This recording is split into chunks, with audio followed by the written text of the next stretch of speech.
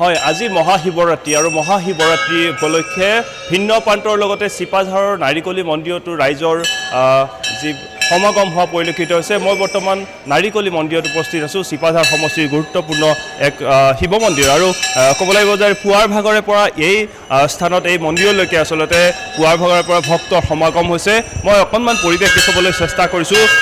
মনৰ যি ইচ্ছা যি মনৰ বাঞ্ছা পূৰণৰ কাৰণে ৰাতি পুৱাৰ ভাগৰে পৰা এই স্থানলৈ আচলতে ভক্তৰ সমাগম হৈছে আৰু সেই পৰিৱেশ মই দেখুৱাবলৈ চেষ্টা কৰিছোঁ। ক'ব লাগিব যে প্ৰত্যেক বছৰে আচলতে এই স্থানলৈ বিভিন্ন প্ৰান্তৰ পৰা আচলতে ভক্তসকল আহে নিজৰ মনৰ বাঞ্ছা পূৰ্ণ কৰাৰ উদ্দেশ্যৰে আচলতে এই স্থানলৈ আহে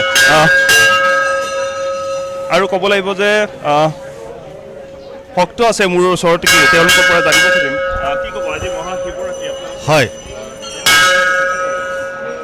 এই আমাৰ ঐতিহ্য মন্দিৰৰ চিপাঝাৰ নাৰিকলি মন্দিৰত ইয়াতে বহুত ভক্ত আহে।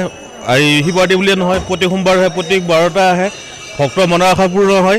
সেইকাৰণে আমাৰ ভক্তবিলাক আহে প্ৰতি বছৰে। এতিয়া লাখে লাখে ভক্ত আহিব, সেইকাৰণে আমি ৰাতিপুৱা আহি সেৱাটো গ্ৰহণ কৰিলোঁ আৰু আপোনালোকে চাই থাকক ভক্তৰ লগত কথা পাতক। নমস্কাৰ। ওম নমস্তে দিব্য চক্ষু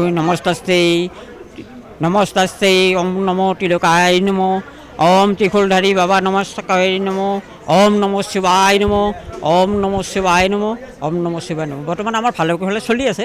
আমাৰ ৰাতি 4 বজাৰ পৰা আমাৰ মন্দিৰ খোলা হৈছে। বৰ্তমান গোটেইখিনি তেনেকৈ ধুনীয়াকৈ শান্তিপূৰ্ণভাৱে চলি আছে। আমাৰ ৰাইজৰ যিখিনি তেওঁলোকে কামনা বাসনা কৰি আহে এই মন্দিৰত তেওঁলোকে চাকি বন্তি জ্বলালে বা তেওঁলোকৰ গাখীৰ পানী দিলে তেওঁলোকৰ মনৰ আশা পূৰ্ণ হয়। সেই হিচাপে চলি আছে। আমাৰ 4 বজাৰ পৰা বৰ্তমান চলিয়ে আছে। এতিয়া নাই বুলি 10-15 হাজাৰ দৰ্শনাৰ্থী পাৰ হৈছে আৰু ৰাতিলৈকে প্ৰায় আমাৰ 1 লাখ 1.5 লাখ পাৰ হৈ যাব। সেইকাৰণে বৰ্তমান শান্তিপূৰ্ণভাৱে চলি আছে। কেনেকুৱা ধৰণৰ ব্যৱস্থা কৰা হৈছে ভক্তৰ প্ৰতি? ভক্তৰ কাৰণে আমাৰ মাহ প্ৰসাদ আছে। সেইমতে আমাৰ স্বেচ্ছাসেৱকবিলাক লাগি আছে। ভোগৰ ব্যৱস্থা কৰা হৈছে, গাখীৰ ভোগৰ।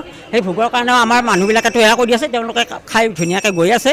মাহ প্ৰসাদ ধুনীয়াকৈ ডিচিপ্লিনভাৱে দি আছে আৰু যিখিনি তেওঁলোকৰ সুবিধা পানী দুনিকৈ ভিতৰ কৰি সকলোখিনি দৰ্শনাৰ্থীৰ কাৰণে আমাৰ সেইখিনি কমিটিয়ে সুন্দৰভাৱে কৰি আছে।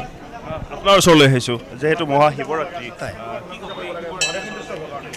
আমি প্ৰত্যেকটো শিৱৰাত্ৰিতে আমাৰ এই শিৱ মন্দিৰত নাৰিকলি শিৱ মন্দিৰত যথেষ্ট ভিৰ হয়।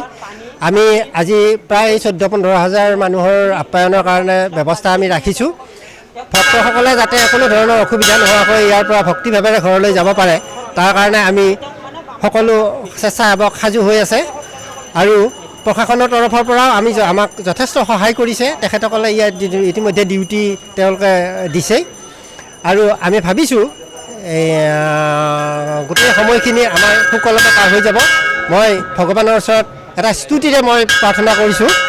যদা যদা হি ধৰ্মস্য গ্লানিৰ্ভৱতি ভাৰত অভ্যুত্থানম অধৰ্মস্য তদাত্মানম সৃজাম্যহম পৰিত্ৰাণায় সাধূনাং বিনাশায় চ দুষ্কৃতং ধৰ্ম সংস্থাপনায় সম্ভৱামি যুগে যুগে। ওম ত্ৰ্যম্বকং যজমসুগন্ধি পুষ্টিবৰ্ধনং উৰ্বাৰুকমিব বদনাৎ মা মৃত্যুমোক্ষমে মৃত্যুম। ওম নমঃ শিৱায়, ওম নমঃ শিৱায়, ওম নমঃ শিৱায়। প্ৰভু সকলোকে তুমি মংগল কৰিবা, সকলোৰে মনৰ কামনা তুমি পূৰণ কৰিবা প্ৰভু। ওম নমঃ শিৱায়, ওম নমঃ শিৱায়, ওম নমঃ শিৱায়। এইদৰে আচলতে পুৱাৰ ভাগৰে পৰা ব্যস্ততা মই অকণমান সম্ভৱ হৈ যদি ভিতৰৰ পৰিৱেশ ভক্তসকলে পুৱাৰ ভাগৰে পৰা এইদৰেই মন্দিৰৰ ভিতৰৰ ভাগত আচলতে পূজা অৰ্চনা কৰিছে। পুৰোহিতৰ মন্ত্ৰ উচ্চাৰণেৰে যি আধ্যাত্মিকতাৰ এক পৰিৱেশ দেখুৱাবলৈ আমি চেষ্টা কৰিছোঁ। এয়া হৈছে ভিতৰ ভাগৰ দৃশ্য আৰু যদি অকণমান সম্ভৱ হয় নিৰ্মালী গ্ৰহণ কৰা পৰিলক্ষিত হৈছে।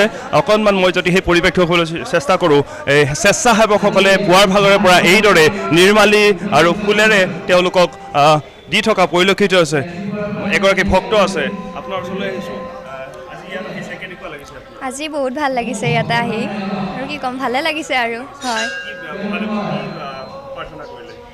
ভাবিলোঁ আৰু সকলোৱে যাতে ভালে থাকে, সকলোৰে মংগল হওক তাকে কামনা কৰিছোঁ। আৰু এগৰাকী আছিলে ভক্ত আৰু পুনৰ কৈছোঁ যে ৰাজ্যৰ ভিন্ন প্ৰান্তৰ লগতে চিপাঝাৰতো এইদৰে আচলতে মহাদেৱক যি স্তুতি কৰা পৰিলক্ষিত হৈছে। ৰাজ্যৰ ভিন্ন প্ৰান্তৰ লগতে চিপাঝাৰৰ যি নাৰিকলি মন্দিৰতো পুৱাৰ ভাগৰে পৰা ভক্তৰ সমাগম অব্যাহত আছে।